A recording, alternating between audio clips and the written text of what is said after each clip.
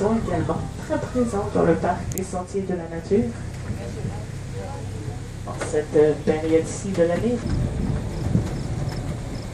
Devant la petite maison en bois rond, il y a des jeunes de cette année, de jeunes femmes.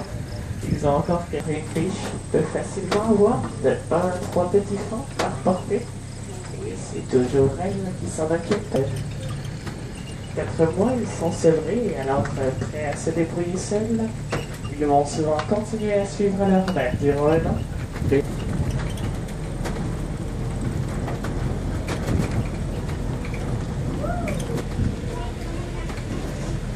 Proche de la mangeoire sur la gauche, ils prennent des vitamines dans leur alimentation pour qu'ils puissent rester forts et en santé, et ce le plus longtemps possible. Celle-ci abondante au Canada semble illimitée, naturellement renouvelable. L'immensité du territoire peut combler tous les besoins.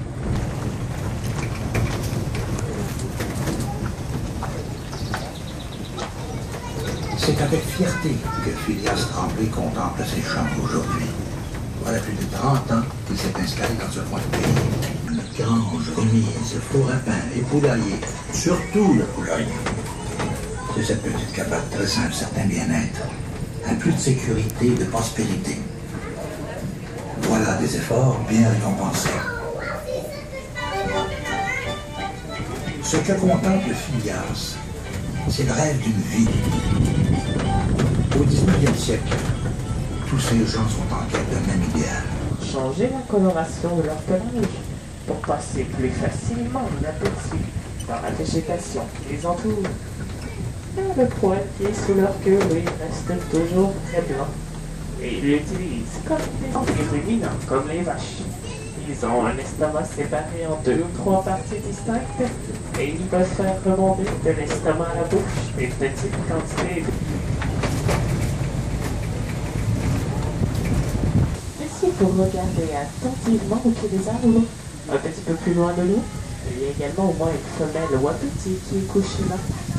S'il y en a une, gardez les yeux bien grands ouverts et il pourrait y en avoir plusieurs autres à proximité, puisque les femelles wapiti vivent en groupe, que l'on appelle des hardes. Mais c'est une petite erreur d'appellation, puisque le chevreuil il existe réellement, mais on le retrouve plutôt en Europe. Et il est un petit peu plus petit que notre cerf de Virginie.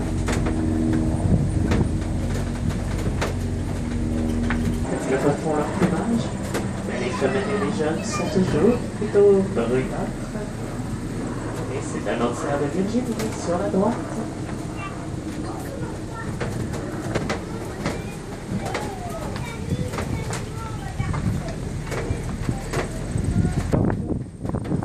On retrouve l'église dans l'ouest du Canada jusqu'en Alaska et dans l'ouest des États-Unis. Ce sont des ours qui sont omnivores, mais derrière de la finale des saumons, et ils vont tirer les poissons de leur puissante pattes avant, et ils s'en nourrissent d'ailleurs presque exclusivement durant quelques semaines.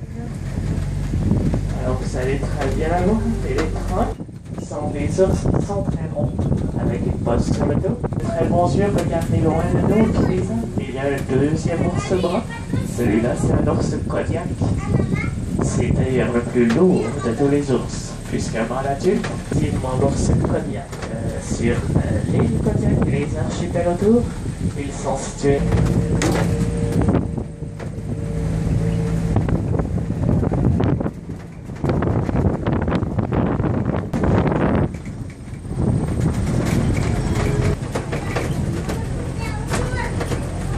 Alors ici, portez votre attention. Les bouchons se lèvent au champ de la casserole. Avant même qu'il fasse jour, ils se rendent à la crouquerie où un copieux déjeuner de bines, de gruyot, de pain, de confiture et... Voilà le temps que partagent le commis et le jobber, le contremaître. Tiens, le commis est revenu du dépôt de la compagnie. Enfin, des nouvelles de la famille. De quoi tromper la solitude. Au chantier, oui, les outils sont toujours bien affûtés et les chevaux bien ferrés.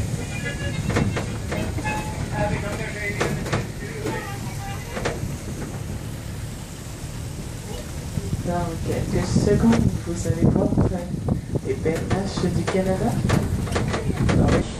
Presque toutes blanches, sauf le pot de laine qui est noir. Ce sont d'ailleurs de type d'oiseaux migrateurs que l'on commence à voir passer en grand nombre dans le ciel dans cette saison. De la Floride, par exemple.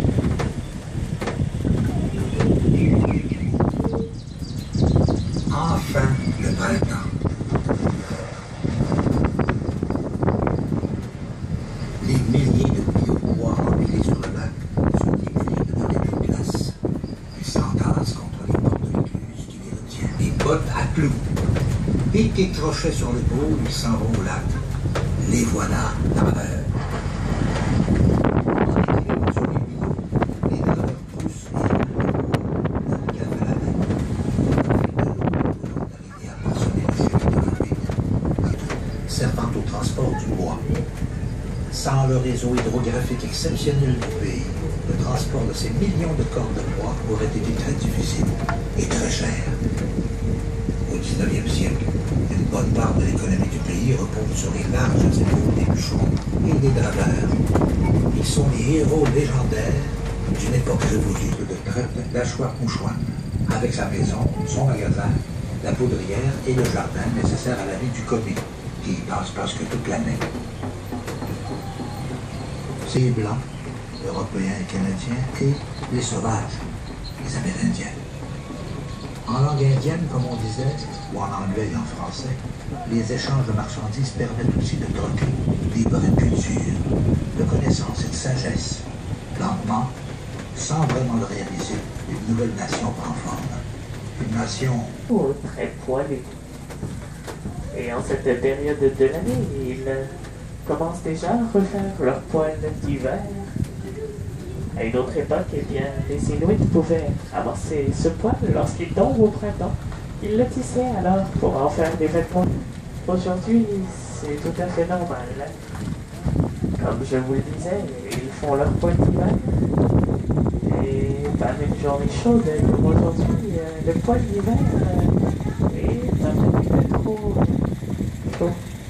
Ils vont donc essayer de se rafraîchir un peu, soit en allant se baigner ou parfois même en creusant des trous dans la terre pour aller chercher la fraîcheur que l'on peut retrouver dans le sable.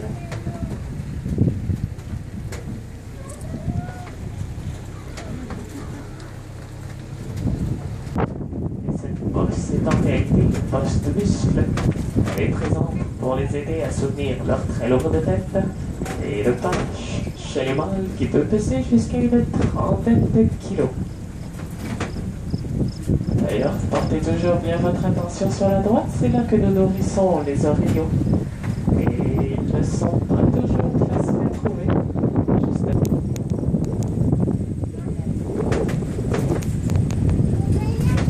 Il y en a d'ailleurs un autre qui est couché vraiment au pied des arbres. Lui non plus, toutefois, facile à voir. Ce n'est pas au Québec qu'on retrouve les plus gros orignaux. C'est plutôt en Alaska et dans les territoires du Yukon, là-bas.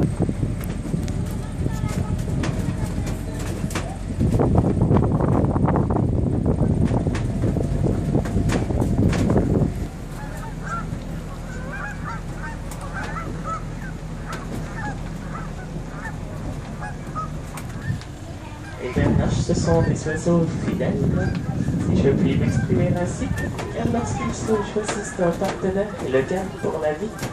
Oh, à ceux qui ont des bons yeux, regardez justement sur l'île, à gauche, il y a un caribou des bois qui est couché. Le caribou, l'exception chez les cervidés. Alors on voit très bien sa tête, l'avant de son corps qui est blanc, et les peuples autochtones habitent de vastes territoires canadiens depuis des milliers d'années. Au Québec, les peuples qui vivent dans la forêt boréale, principalement nomades, les peuples autochtones se déplacent à la recherche de forêts giboyeuses d'abondance. le temps de la pêche et de la cueillette. Le camp est installé près d'un cours d'eau, le même site. Lorsque l'automne arrive, on veille aux dernières provisions. Il doit y avoir suffisamment de viande, de poissons séchés couvrent comment vivre sur ce territoire en intégrant la culture autochtone et en découvrant les remèdes issus des plantes sauvages. Et ici, le nomade devient sédentaire. Mais sa culture millénaire reste bien vivante encore aujourd'hui. Représente la toundra ou la taïga. Les arbres sont petits et rabougris, les sont souvent morts. Parce qu'il peut y faire bien froid, jusqu'à -60 degrés Celsius. Justement, il y a plusieurs caribous qui sont présents, justement entre les épinettes. Les caribous aussi, on les retrouve dans la toundra. Mais ils y forment d'ailleurs d'immenses troupeaux qui vont migrer à la fois selon la saison et selon la quantité de nourriture qui est disponible. Car là-bas, ils se nourrissent de toutes petites plantes qui se nomment le lichen et qui a un taux de croissance qui est particulièrement lent, à peine quelques millimètres par année. Et ils se déplacent pour ne pas épuiser leurs ressources alimentaires. Les bœufs musqués pour arriver jusqu'à nos jours. Et ils vivent encore parmi les conditions les plus rudes que l'on retrouve sur notre planète. Car on retrouve ces animaux dans le grand nord du Canada, au Groenland, en Norvège et en Russie. Ils y vivent d'ailleurs toujours en petits troupeaux. Il est ainsi plus facile pour eux d'assurer leur protection et surtout celle de leurs petits. Lorsqu'ils sont attaqués, par exemple par nous, ils se placent alors épaule contre épaule et peuvent carrément charger leurs assaillants. Le mâle et la femelle se ressemblent toujours beaucoup, puisqu'ils portent tous les deux sur leur tête des cornes. Chez les mâles, les cornes sont bien larges et elles finissent par se souder ensemble. Mais depuis tout à l'heure, je vous parle d'animaux qui en soient sur leur tête des cornes avec le mousquet ou comme les bisons, et d'autres qui ont plutôt des poils ou des panaches, comme le caribou ou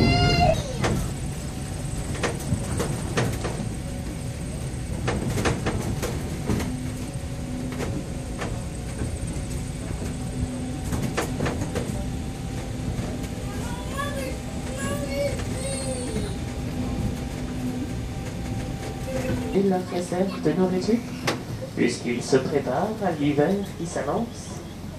Au mois de novembre-décembre, ils vont entrer dans leur tanière et ils arrêtent alors complètement de manger et de boire. Leur rythme cardiaque ralentit, leur respiration également.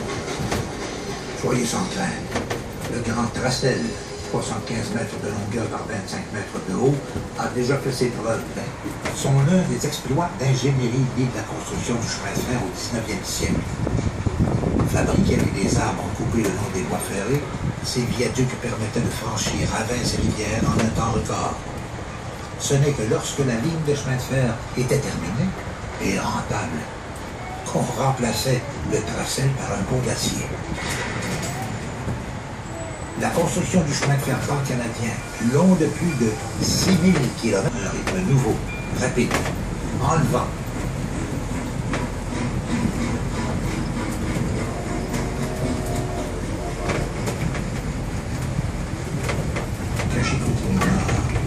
Soit 160 km de distance, les forêts, les champs, les maisons et les granges sont rasés. sur votre gauche. C'est de nouveau notre ours noir qui est présent. Les ours sont des animaux foncièrement solitaires. Ils ne recherchent en réalité la présence de leurs semblables au printemps pour leur période d'accouplement. Le reste de l'année, la passe de façon bien indépendante.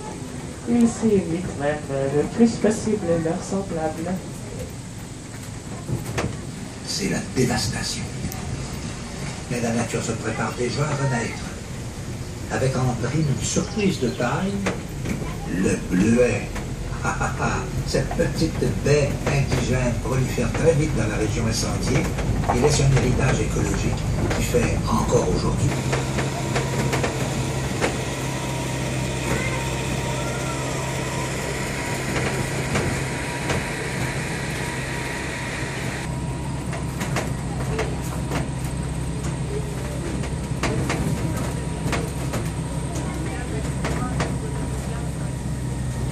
Alors, nous sommes de retour dans les prairies et nous retrouvons juste à côté de nous le troupeau de bisons d'Amérique. Les bisons, ils peuvent être très impressionnants puisque un seul mâle adulte peut peser ses 1000 kilos, soit une tonne, ce qui est quand même considérable. Mais parmi eux, il y en a encore quelques-uns qui sont petits et de couleur caramel. Ce sont les petits bisonneaux, les jeunes qui sont nés au cours des dernières semaines ou des derniers mois. Leur jolie couleur caramel leur sert en réalité de camouflage lorsqu'ils sont couchés dans des trappes de sable. Ils la perdent d'ailleurs dès qu'ils sont âgés de 3 ou 4 mois pour adopter le poil foncé des adultes. Parmi les bisons, il y a aussi 2 ou 3 animaux beige crème. Ce sont les mouflons canadiens. Les mouflons, eux, on les retrouve plutôt dans les montagnes rocheuses du Canada. Ils y vivent en petits troupeaux et sont très agiles pour se déplacer sur les montagnes ou dans les rochers. Les bisons, ils ont quand même bien longtemps été menacés de disparition parce que trop abondamment chassés au cours des derniers siècles. Mais de nos jours, ils ont quand même été réintroduits en petite quantité dans les parcs au Canada et aux États-Unis. Et ils sont aussi maintenant élevés pour la grande qualité de leur chair. Et cela leur assure en quelque sorte un avenir pour leur espèce. Mais autour de nous, nous lancer un peu au cri que peut émettre un jeune chiot. C'est de là que leur vient leur nom, chien des prairies. En colonie. Mais même si ces animaux sont très mignons, ils ont longtemps été considérés comme des animaux nuisibles, car lorsqu'ils s'installent dans les champs de culture, ils creusent des trous partout, ils mangent même directement les récoltes, et ont donc longtemps été chassés pour ça. Aujourd'hui, un statut particulier leur a été attribué, et la chasse en est pratiquement interdite. C'est qu'ils jouent leur rôle de surveillance. Ils regardent le plus haut et le plus loin possible, afin de s'assurer qu'il n'y ait pas de prédateurs qui essaieraient de s'approcher d'eux discrètement. Si c'était le cas, ils pousseraient alors leurs petits cris aigus et disparaîtraient tous dans les terriers.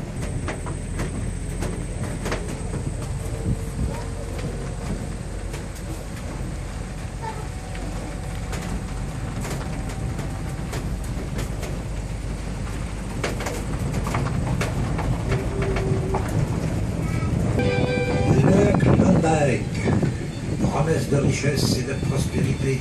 Depuis 1850, l'Ouest succombe à la fièvre de l'art. Des centaines de petites communautés se développent, plusieurs activités économiques en profitent, entre autres l'élevage de bétail. Cette époque marque la naissance des ranchs. Quelques-uns de ces ranchs sont de véritables empires qui s'étendent sur des milliers de kilomètres carrés. D'autres, plus modestes, un peu comme celui que vous voyez ici, ressemblent à des fermettes familiales. On y fait l'élevage de bovins, de moutons et la culture des céréales et des plantes fourragères. Plutôt que de mettre plusieurs œufs dans le même panier, le peuplement de l'Ouest canadien contribue grandement à l'essor de l'économie nationale, mais l'expansion intense des maladies naturelles et la concurrence entre les montagnes et les espèces menacées de bisous. En Amérique du Nord, le Canada,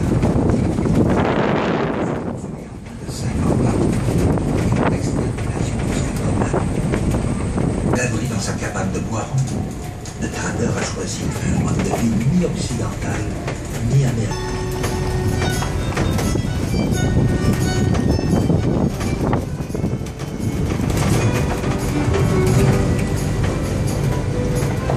De se déplacer de leur point d'alimentation à leur point de repos. Cela leur permet de se taper des pistes ou des sentiers et ainsi économiser beaucoup d'énergie lorsqu'ils se déplacent dans la neige. Il y en a toujours quelques-uns couchés dans l'ombre sur la gauche. Mais j'espère que ce petit tour vous aura plu. Si vous avez des questions, des commentaires ou des suggestions, n'hésitez pas. Je serai disponible à la gare pour y répondre.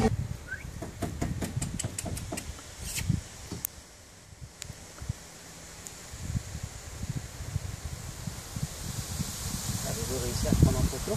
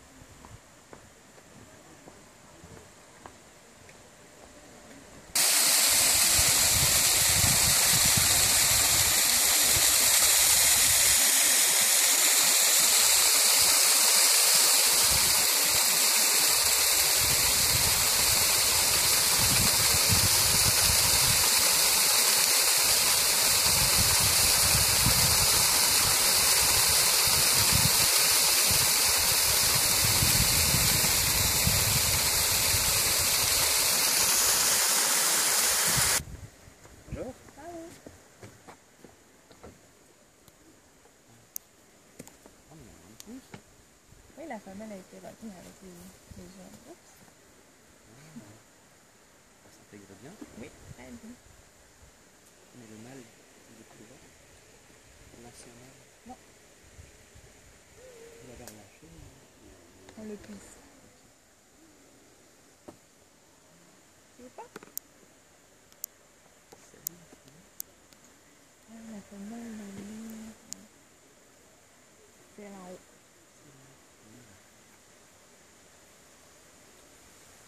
On va faire ça tous les animaux ont été vus ce matin. On dirait que vous avez coupé, vous avez fait un peu de ménage dans les animaux. Oui, là, il y a moins. Peut-être pour ça aussi, mais les wagons,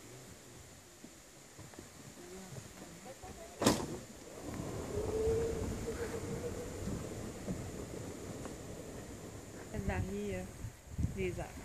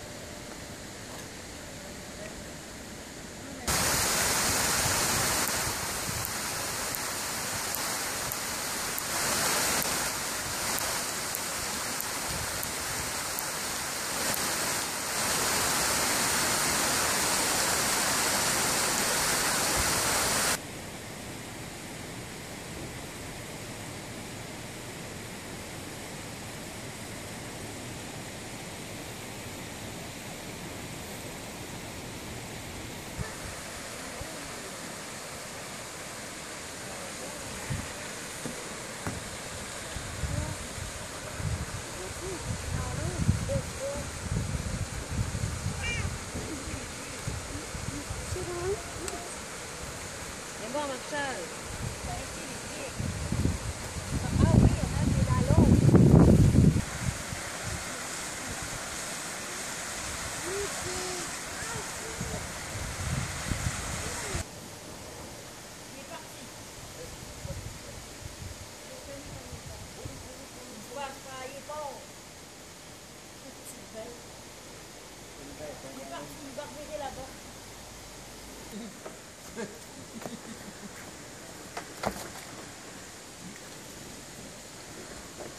Pas poigné.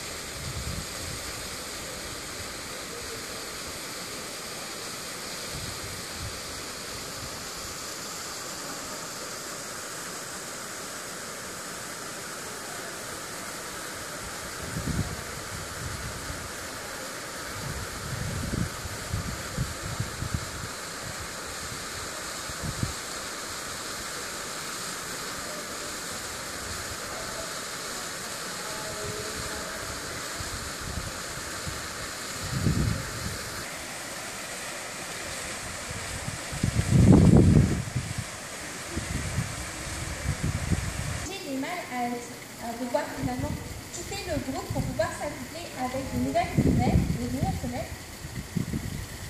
Et donc ça va améliorer finalement la génétique.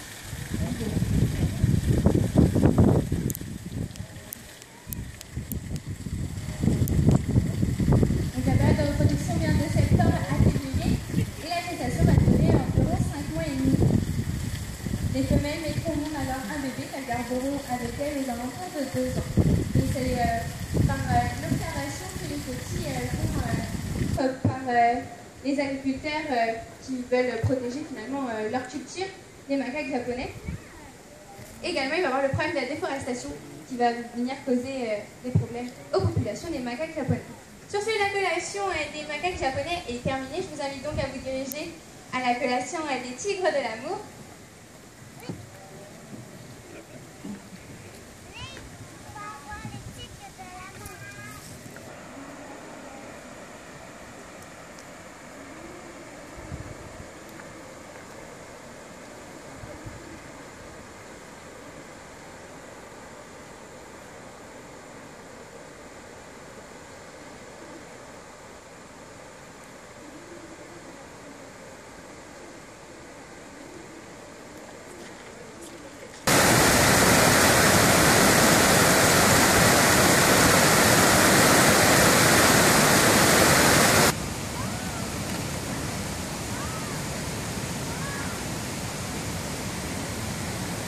Yang dia ada tu ya.